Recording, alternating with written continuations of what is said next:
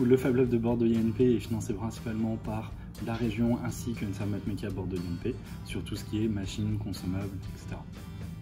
Du coup, on est dans la salle d'usinage du Fab Lab de Bordeaux INP. Dans cette salle d'usinage, on met à disposition des machines qui sont accessibles en toute autonomie après avoir suivi la formation que l'association propose. Parmi ces machines, il y a des machines qui sont plus ou moins accessibles.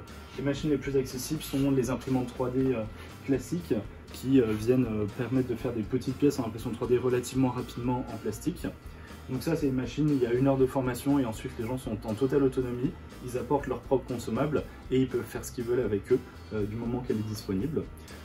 Pour compléter notre offre d'imprimante 3D, on s'est doté depuis quelques mois d'une imprimante 3D à résine. Donc c'est une technologie relativement similaire à la première, sauf qu'elle permet de faire des pièces qui sont beaucoup plus précises et beaucoup plus fines, qui permettent de faire des figurines ou alors des pièces qu'on va pouvoir faire pour un moule pour ensuite les couler en métal. Une autre machine qui a beaucoup de succès, qui est très facile à utiliser, c'est la découpeuse laser. Donc elle permet de découper du bois de différentes épaisseurs, de 3 à 20 mm. Donc du bois, de l'acrylique, du cuir, de graver du métal, des vitres, etc.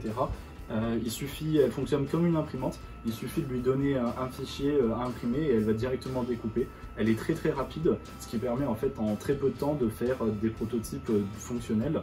En plus des machines relativement basiques dans un Fab Lab, c'est-à-dire l'imprimante 3D à découpeuse laser, on s'est doté de machines permettant d'usiner du métal. Donc on s'est doté d'une fraiseuse conventionnelle qui va nous permettre d'usiner à la main tout ce qui va être du bois ou des plaques de métal. Et pour compléter notre offre de formation sur le métal, on a cette CNC qui est une CNC donc, numérique qui va nous permettre, à partir d'une modélisation 3D, de réaliser des pièces. C'est dans cette CNC que des robots de Roban ou des robots de Namek, des équipes qui participent à la RoboCup, ont été construits.